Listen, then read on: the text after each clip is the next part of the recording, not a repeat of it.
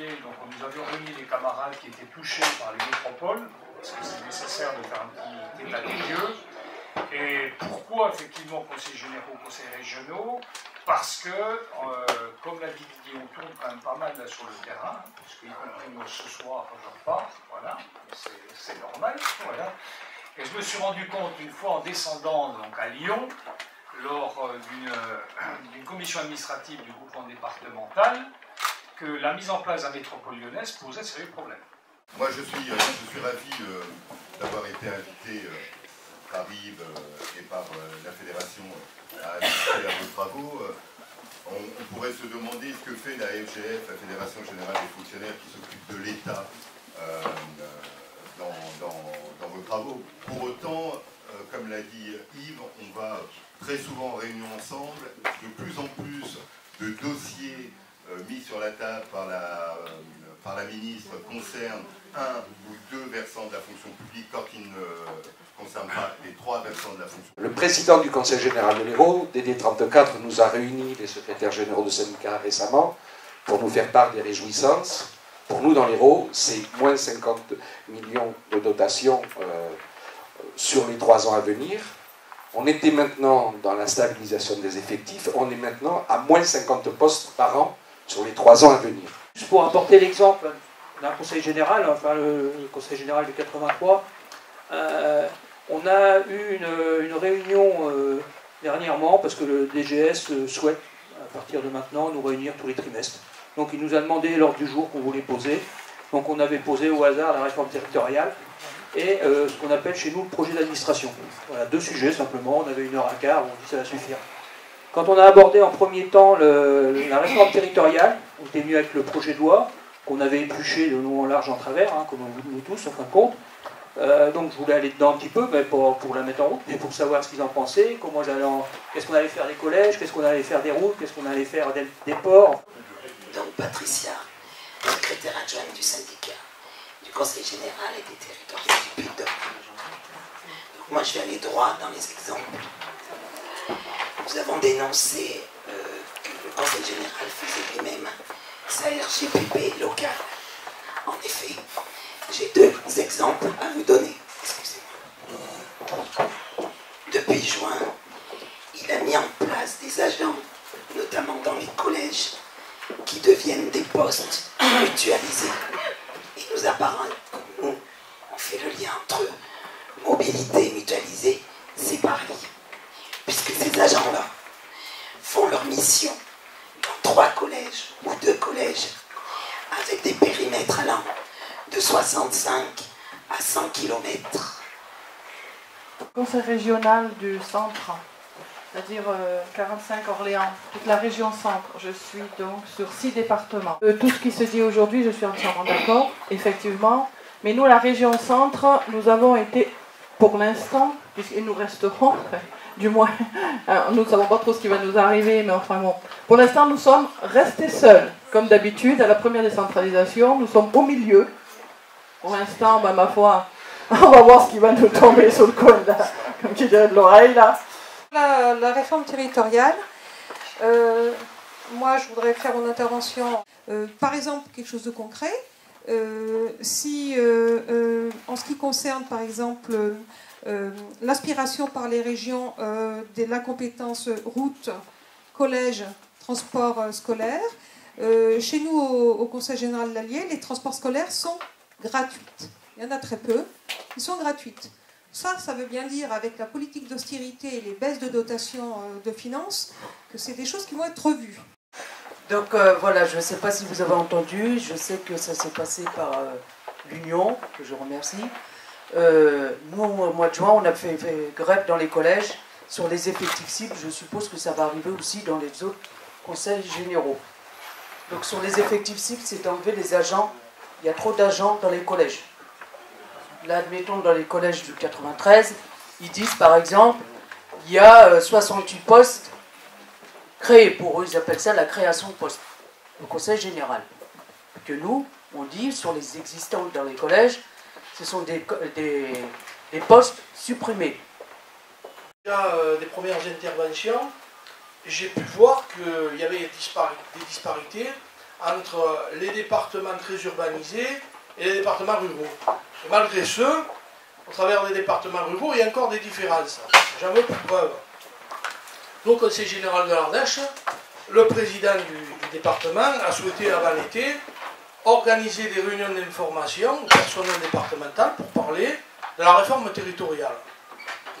Il s'est voulu très rassurant vis-à-vis des personnels, en disant il ne faut surtout pas s'inquiéter, nous, au niveau du département de l'Ardèche, on ne sera pas forcément impacté, parce que nous avons pris à quelque part, non pas une délibération, comme ça s'est fait dans les départements urbanisés, pour la défense du département, mais plutôt une formule qui est celle d'un vœu pour préserver l'identité départementale. C'est pour moi la même chose. Hein. Quand on nous dit que la réforme ne va pas se faire, ben nous on a reçu un courrier dans la fiche de paie nous garantissant que nous aurions les mêmes conditions de travail à la région et le même régime indemnitaire. C'est contradictoire avec ce qu'on nous annonce dans les journaux. On nous a privatisé le laboratoire, donc 250 agents. Réorganisation de tous les services à grand coût de mobilité, bien évidemment, comme partout. Et donc quand on fait les comptes, on s'aperçoit quand même que quelques postes ont disparu. Nous, à Paris, on est impacté évidemment par la mise en place de la métropole de Grand Paris, la fameuse MGP. Donc ça rejoint vos préoccupations. La seule variable, c'est que nous, théoriquement, ça se met en place le 1er janvier 2016. Ce que j'ai entendu là depuis donc, ce matin, évidemment, ça rejoint nos préoccupations. Très simplement, quels agents seront transférés? Quels agents seront transférés? Quels services? Quelles choses est-ce que je vais devenir de façon très concrète? À Paris, donc, pour la ville de Paris, c'est à la fois un département. Il y a aussi la suppression du département, parce que c'est clair que c'est acté. Toutes ces inquiétudes sont là. Nous avons eu à la rentrée de septembre un discours du président de la région.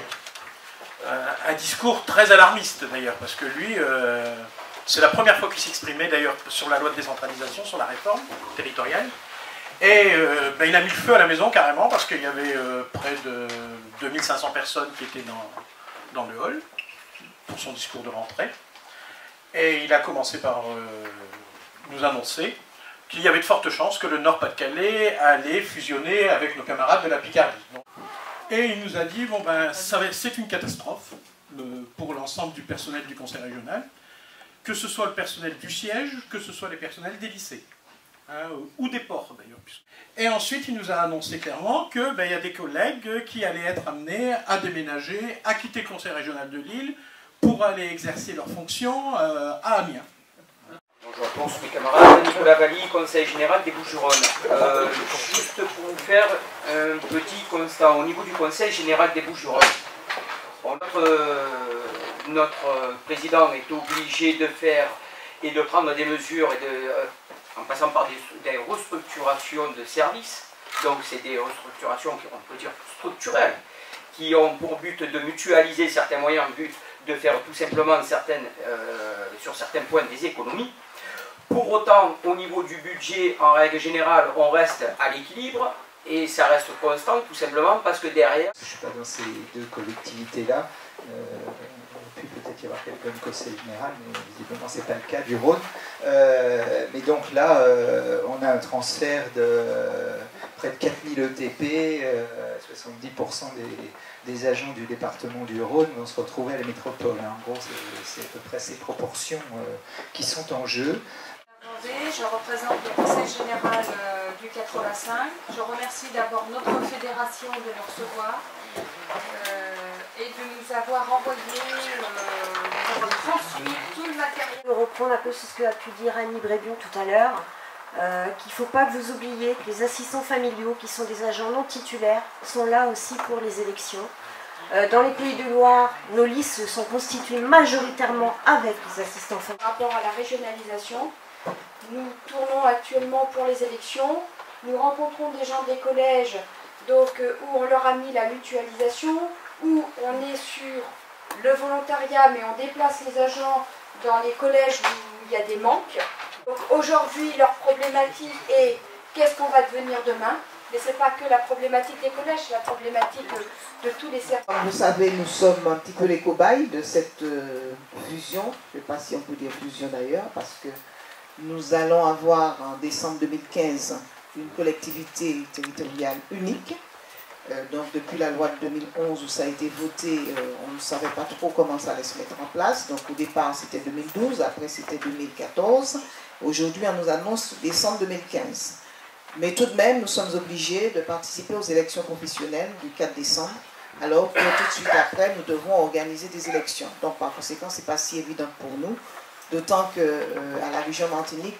On te remercie d'avoir accepté, nous savons que ton emploi du temps est chargé, pour te suivre à la trace et d'avoir pris le temps de consacrer quelques instants justement à ces travaux. Je sais que tu vas pouvoir, outre le fait de te nourrir de ce qui a pu être dit, amener un certain nombre d'éclaircissements, d'éclairages sur les enjeux. Et je crois que ce sera un échange dont chacun sera bénéficiaire, et toi et le bureau confédéral et Jean-Claude Mailly, et puis les camarades rassemblés dans cette salle, et qui pourront là aussi retranscrire ces différents propos en direction de nos adhérents. Merci au bureau pour cette invitation. C'est évidemment avec plaisir que j'y ai répondu à partir du moment où effectivement on est disponible comme l'ensemble du bureau fédéral. On est sur les routes en ce moment pas mal. Compte tenu notamment des élections du 4 décembre. Vous avez noté, je pense, par rapport notamment à la CEGEP ou à la CFDT, qu'au niveau de notre organisation, je parle de la grande maison FO dans son ensemble, bien sûr toutes nos fédérations, FGF, les fédérations de l'État, votre fédération sont impliquées, sont mobilisées, les unions départementales aussi, mais en plus, et je pense que ça c'est notable par rapport aux deux autres, on va dire, grandes confédérations, la confédération se mobilise, puisqu'il y aura lieu au total, au-delà des meetings, des AG, des tournées de l'ensemble de nos fédérations, il y aura eu 35 meetings interprofessionnels, mais ciblés sur le 4 décembre. Même plus régalien, regardez ce qui se passe en ce moment, privatisation de l'inspection du permis de conduire.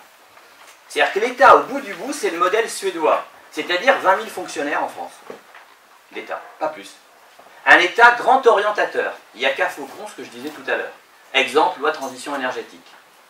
Je dis que dans 50 ans, en gros, il faut tel pourcentage en matière d'énergie nucléaire, d'énergie renouvelable, d'énergie... Enfin, peu importe. Prospection. Et ensuite, démerden sich, je renvoie aux régions, c'est elles de faire. Faites comme vous voulez, voilà votre objectif de très long terme. Mais l'État n'intervient plus. Donc un État exsangue. Donc la couche supérieure du millefeuille, terminée. Et en plus, toute la crème, au revoir. La deuxième couche, par contre, c'est effectivement les 22 à 13. Donc des méga overgrandes régions, le plus grand possible, le plus large possible, mais qui deviennent derrière autonomes, sur un plan normatif. Quand camarade disait, excuse-moi j'ai oublié ton prénom, mais quand Christophe rappelait sur le cas de l'Alsace, tu me démentiras si je me trompe, mais